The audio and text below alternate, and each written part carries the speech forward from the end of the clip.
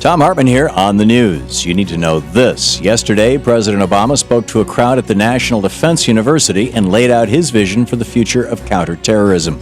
In his speech, the president addressed the controversial use of drones, the ongoing fight with Republicans to close Gitmo, and the need to repeal the authorization for the use of military force.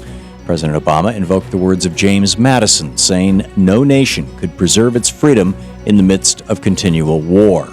While at times he appeared to justify the ongoing use of drone strikes, the overall tone of the speech indicated that the president's desire to put an end to perpetual war.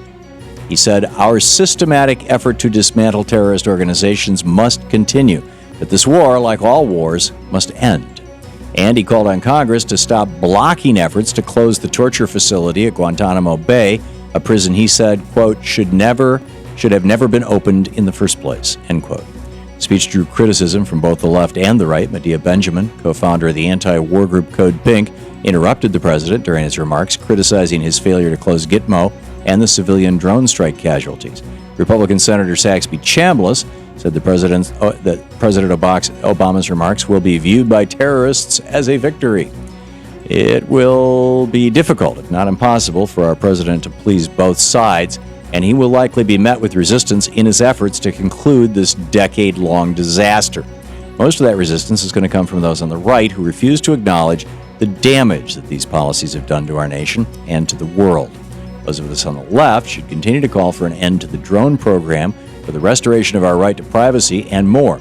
In the meantime, however, we must stand with President Obama as he attempts to close Gitmo, works to reduce executive power, and tries to restore the image of our nation throughout the world.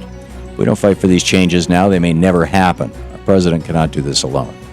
In screwed news, on Wednesday, Chicago made history by closing 50 schools in under 2 minutes. People watching the vote did not even realize what had happened. Instead of reading the name of each school, the Chicago Board of Education secretary read a list of numbers assigned to resolutions to close each facility. And the board president used a parliamentary procedure to call for one group vote to decide the outcome. The entire vote lasted only 90 seconds. The Chicago Sun-Times described the proceeding, saying CPS makes history, closing scores of schools in less time than it takes to boil an egg. Because of the closings, about 27,000 children will be forced to change schools, and numerous teachers and staffs will be out of a job. President of Chicago's Teachers Union, Karen Lewis, criticized the deceptive procedure, saying the board should have had the courage to do this deed in the open and correctly. And she's right. It's bad enough that Chicago's public education system is being gutted, but the cowardly way it was done adds insult to injury. In the best of the rest of the news, the Congressional Budget Office wants to put a price on air pollution.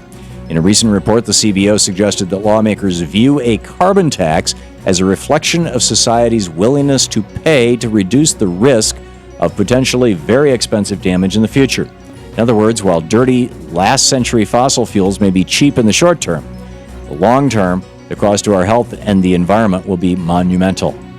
The CBO projected that a carbon tax of $20 per metric ton would bring in over $1 trillion in new revenues and cut carbon dioxide emissions by about 8% over the next decade. This policy would finally put a price on the damage that carbon pollution is doing to our environment.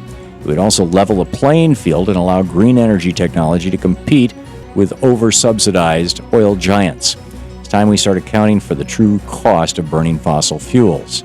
Call Congress and tell them to take the CBO's suggestion, implement a carbon tax, and end this de facto subsidy for big oil. A week of trumped-up GOP scandals has claimed yet another IRS official. Yesterday, Lois Lerner, the director of the tax-exempt division of the IRS, was placed on administrative leave. Just one day earlier, Ms. Lerner invoked her Fifth Amendment right against self-incrimination and refused to answer questions from the House Oversight and Government Reform Committee. Congressman Darrell Issa, chairman of that committee, contends that Lerner's refusal to testify is invalid because she read an opening statement.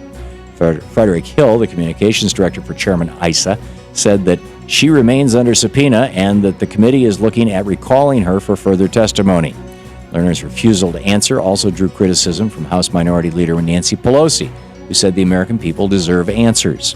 Lois Lerner is the same official who revealed the IRS scandal in a May 10th meeting at the American Bar Association, but now refuses to provide more information. According to Republican Senator Chuck Grassley, Lerner was asked to resign, but she refused. She contends that she has not broken any laws nor violated any IRS rules or regulations. The investigation into her actions and the IRS inquiry into conservative so-called social welfare groups will continue. Stay tuned. And finally, if you're running for mayor, you may want to be sure that the city pictured in your campaign materials is the city you're looking to lead. On Wednesday, former Congressman Anthony Weiner announced he's running to be the next mayor of New York. He made the announcement in a video that directed viewers to visit his campaign website. The only problem? The beautiful bridge pictured on the site wasn't in Brooklyn, it was in Pittsburgh. The site has since been corrected. I imagine this wasn't the campaign rollout that Weiner envisioned, but considering his problems with pictures on the internet, it certainly could have been a lot worse. And that's the way it is today, Friday, May 24th, 2013. I'm Thom Hartmann on the news.